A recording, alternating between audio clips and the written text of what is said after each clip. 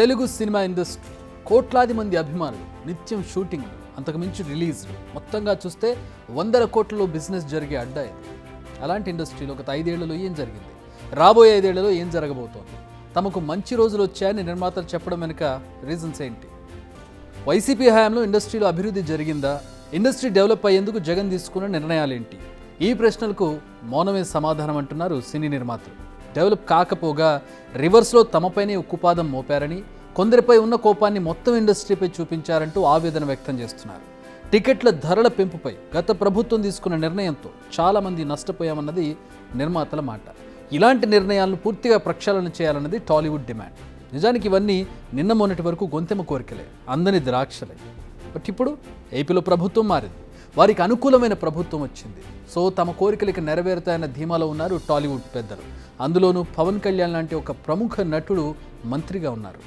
నిజానికి ఏపీలో కూటమి ప్రభుత్వం అధికారంలోకి రావడానికి సినీ ఇండస్ట్రీది కూడా మెయిన్ రోల్. చిన్న నటుల నుంచి మొదలు పెడితే మెగాస్టార్ చిరంజీవి వరకు అందరూ ప్రచారం చేశారు. ఇందులో చాలామంది గతంలో వైసీపీ సర్కార్తో సన్నిహితంగా మెలగాల్సి వచ్చిన వారు. మరికొందరు మాత్రం వైసీపీ హయాంలో మౌనమే మేలనుకుని మాట్లాడడం మానేశారు. ఇప్పుడు వారంతా నోరు తెరిచారు. తమ సమస్యలు చెప్పుకునేందుకు ఏకంగా డిప్యూటీ సీఎం పవన్ కళ్యాణ్ను కలిశారు. నిజానికి సీఎం చంద్రబాబుతో సినీ ఇండస్ట్రీలోని పెద్దలతో మంచి కాంటాక్ట్స్ ఉన్నాయి. ఇప్పుడనే కాదు, గతం నుంచి కూడా ఆయన మంచి కాంటాక్ట్స్ మెయింటైన్ చేస్తూ వచ్చారు. టూరిజం ఇండస్ట్రీకి, లేదంటే ఒక రాష్ట్ర ఇమేజ్ పెరగడానికి సినిమా ఇండస్ట్రీ కూడా ఎంతో కొంత దోహదం చేస్తుందనేది ఆయన నమ్మేవాడు. ఇప్పుడు పవర్ స్టార్ డిప్యూటీ సీఎంగా ఉండడం, జనసేనకు చెందిన కందులు దుర్గేష్కే సినిమాటోగ్రఫీ శాఖ దక్కడం ఇంకొక బోనస్ అని చెప్పుకోవాలి. సో తమ సమస్యలన్నింటికీ త్వరలోనే చెక్ పడుతుంది అంటున్నారు వారు. అంతేకాదు, పవన్తో జరిగిన భేటీలో కూడా ఇవే విషయాలను వారు డిస్కస్ చేశామంటున్నారు. ఈరోజు మా అందరికీ చాలా సంతోషకరమైన రోజు. ఇవాళ పవన్ కళ్యాణ్ గారిని కలవడానికి వచ్చాము. ఇది ఒక గుడ్ విల్ విజిట్. ఈ విజిట్లో ఏంటంటే మేము కులాసాగా మాట్లాడుకోవడం కాకుండా మేము ప్రత్యేకంగా వచ్చింది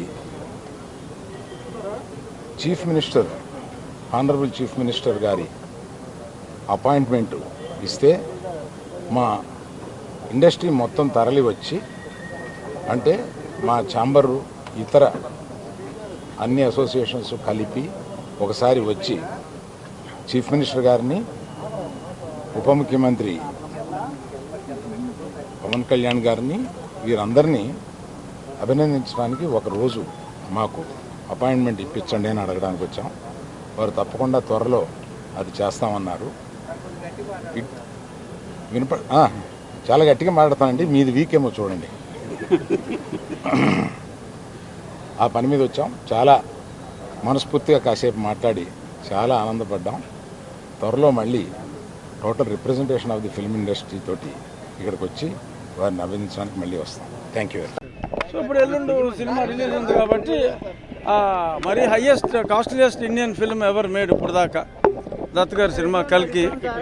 సో దానికి గతంలో ఉన్న జీవో ప్రకారమే ఆ రిలీఫ్ గురించి మాట్లాడుకోవడం జరిగింది. అలాగే ఇండస్ట్రీ అభివృద్ధి, ఆంధ్రాలో ఎలాగ అభివృద్ధి చేయాలి అనే దాని మీద కూడా చర్చలు జరిగినట్టుగా తెలిసింది. డీటెయిల్గా తెలియదు. ఆయన కళ్యాణ్ గారి సినిమాని ఇబ్బంది పెట్టారు కాబట్టి నిర్మాతల ఇబ్బందులు కళ్యాణ్ గారికి తెలిసినంత బాగా ఎవరికీ తెలియదు. సో కాబట్టి సినిమా ఇండస్ట్రీ అదృష్టం పవన్ కళ్యాణ్ గారు ఇప్పుడు ఉప ముఖ్యమంత్రిగా ఉండటం, సినిమా ఇండస్ట్రీ అదృష్టం. అంతకుమించి నేనేం చెప్పలేను. సినిమా ఇండస్ట్రీ అదృష్టం పవన్ కళ్యాణ్ గారు ఉప ముఖ్యమంత్రిగా రావటం. సో కాబట్టి సినిమా ఇండస్ట్రీ డెఫినెట్గా పచ్చగా ఉంటుందనేది నా అభిప్రాయం, వ్యక్తిగతంగా ఒక పొలిటీషియన్గా. మూవీ ఇండస్ట్రీ విషయంలో గడిచిన 5 ఏళ్లలో తమకు చాలా అన్యాయం జరిగిందన్నది వాళ్ళ మాట. ఇండస్ట్రీలో కొందరు పెద్దలు చంద్రబాబుకు మద్దతు తెలిపేవారు ఉన్నారని, వైసీపీ పాలనను వ్యతిరేకించే పవన్ కూడా ఇండస్ట్రీకి చెందిన వ్యక్తే కావడం, వారిని కంట్రోల్ చేసేందుకు పరోక్షంగా తమపై ఒత్తిడి తీసుకురావడం, నష్టపోయేలా నిర్ణయాలు తీసుకోవడం చేశారన్నది నిర్మాతల ఆరోపణ. అంతేకాదు, టికెట్ రేట్ల విషయంలో కానీ, కార్మికుల సమస్యలను పరిష్కరించడంలో కానీ, ఆఖరికి థియేటర్ల సమస్యలను పరిష్కరించడంలో ఎలాంటి చొరవ చూపలేదంటున్నారు. మరి గడిచిన 5 ఏళ్లలో జగన్తో ఏపీ సినీ పెద్దలు భేటీ అవ్వలేదా అంటే అయ్యారు. గతంలో చిరంజీవి, నాగార్జున, మహేష్ బాబు, ప్రభాస్ ఇలాంటి పెద్ద స్టార్లు అందరూ కూడా జగన్మోహన్ రెడ్డిని కలిశారు. ఆ భేటీకి సంబంధించి ఏమైందో కూడా అందరూ బయటకు వచ్చి చూశారు. వారి సమస్యలను ఆయనతో ప్రస్తావించారు. టికెట్ రేట్ల సమస్యలతో పాటు అనేక ఇబ్బందులను జగన్ దృష్టికి తీసుకెళ్లారు. బట్ వాటిలో ఏవి కూడా పరిష్కారం కాలేదన్నది ఇండస్ట్రీ పెద్దల మాట. ఇవన్నీ ఒక ఎత్తు అయితే తెలుగు సినీ రంగాన్ని ఏపీకి షిఫ్ట్ చేసేందుకు అప్పటి టీడీపీ సర్కార్ అనేక చర్యలు తీసుకుంది. వైజాగ్లోని రామానాయుడు స్టూడియోలో ఫిల్మ్ క్లబ్ కోసం 5 ఎకరాలు కూడా కేటాయించింది. ఆ తర్వాత ఒక్క అడుగు కూడా ముందుకు పడలేదు. పడకపోయినా పర్లేదు, వైజాగ్లోని ఫిల్మ్ క్లబ్ను కూడా సర్వనాశనం చేశారన్నది టీడీపీ నేతల ఆరోపణ. ఇండస్ట్రీకి సంబంధం లేని వ్యక్తుల చేతులు క్లబ్ వెళ్ళిపోయిందని, ఏకంగా క్లబ్కు సినిమాలతో ఎలాంటి సంబంధం లేని వైఎస్ఆర్ పేరును పెట్టేశారనేది వారి వాదన. తెలియజేసుకుంటూ దీని మీద నేను రామారావు గారిని ఒకటే కోరుతా ఉన్నాను. సభ్యుల నుంచి నాకు కొన్ని కంప్లైంట్స్ కూడా వచ్చాయి. ఈ ఏదైతే మీరు మెంబర్షిప్ డబ్బులు తీసుకున్నారో దాన్ని మొత్తం కంప్లీట్గా ఆడిట్ చేయించండి. అది కూడా కొంతమంది మెంబర్షిప్ ఫీజు కట్టకుండా మెంబర్షిప్ తీసుకున్నారని, అలాగే వచ్చిన డబ్బులు కూడా దాన్ని సరిగా ఎక్స్పెండిచర్ సరిగా లేకుండా అది మిస్యూజ్ అయిందని కూడా కొన్ని కంప్లైంట్స్ వచ్చాయి. అనవసరమైన దుబారా ఎక్స్పెండిచర్ పెట్టారని, ఇవన్నీ కూడా కంప్లైంట్స్ ఉన్నాయి. దీని మీద డీటెయిల్గా మీరు ఎంక్వైరీ చేసి వాస్తవ పరిస్థితి రిపోర్ట్ ఒకటి తయారు చేయండి. ప్రభుత్వం చాలా దీని మీద కీన్గా ఉంది, చాలా సీరియస్గా ఉంది, చాలా ఇంట్రెస్ట్ కూడా ఉంది.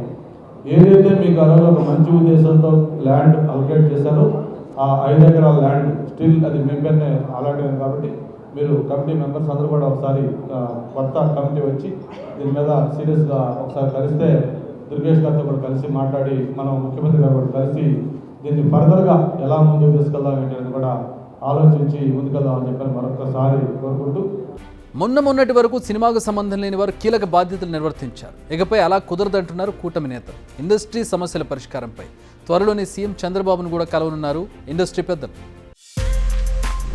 బిగ్ టీవీ అవుట్లుక్ కథనాలు నచ్చితే వెంటనే బిగ్ టీవీ ఛానల్ ను సబ్స్క్రైబ్ చేయండి.